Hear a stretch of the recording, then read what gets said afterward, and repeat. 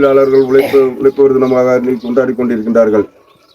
ஒரு காலகட்டத்தில் தொழிலாளர்கள் 10 மணி நேரம் 16 மணி நேரம் வேலை செய்யக்கூடிய ஒரு சூழ்நிலை இருந்தது.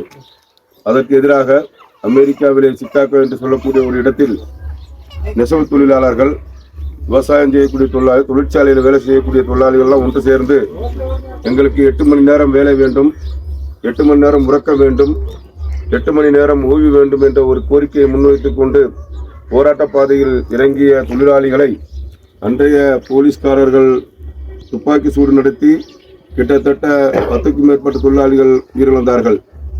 அதன் பின்பு உலகம் முழுவதும் இந்த போராட்டம் சக்தி பெற்று கடைசியாக தொழிலாளிகள் 8 மணி நேரம் வேலை செய்தால் போதும், 8 மணி நேரம் உறக்கம், 8 மணி நேரம் குடும்பத்தோடு ஓய்விருக்க வேண்டும் என்ற ஒரு சட்டம் கொண்டு வரப்பட்டது. அந்த தொழிலாளிகளை நினைவு கூறும் வகையில் ஒவ்வொரு மே தினம் 1ஆம் தேதியும் நமது கொடியை ஏற்றி தொழிலாளர்கள் ஒற்றுமையுடன் இந்த நன்னாளரை கொண்டாடுவதற்கு வேண்டி ஏற்பாடு செய்து இன்று உலகம் முழுவதும் மே தினம் கொண்டாடி கொண்டிருக்கின்றோம். அதனுடைய ஒரு பாகமாக இன்று ஆதிவாசி குடியில் கொடிமரம் ஊன்றி கொடிமரத்திற்கு பெயிண்டுகள் அடித்து இனிப்புகள் வழங்கி இந்த மே தினம் இன்று கொண்டாட இருக்கின்றது. இந்த மே தின கொடியை குண்டலக்குடியினுடைய தலைவர் தோழர் ராமன் அவர்கள் ஏற்றி தருமாறு கேட்டுக்கொள்கின்றோம்.